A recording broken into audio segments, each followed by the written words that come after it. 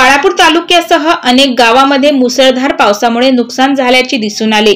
नदीचे पूर कमी होताच मन नदीवरील कठडे वाहून गेल्याचे दिसून आले। तसेच रस्त्याच्या मधोमध मोठमोठे खड्डे पडल्याने बाळापूर शहरात जाताना वाहन चालकांना मोठी कसरत करावी लागत आहे।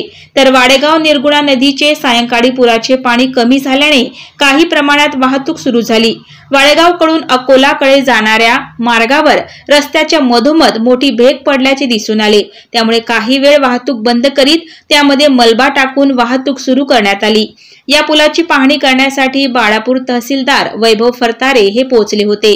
त्यांनी आपल्या तलाठ्यासह पाहणीकरिता वाहतूक खड्ड्याच्या बाजूने सुरू करण्याचे आदेश दिले व संबंधित अधिकाऱ्यांना सूचना देऊन पुलाची पाहणी केली। तसेच लवकरात लवकर दुरुस्तीचे काम करण्याचे आदेश दिले।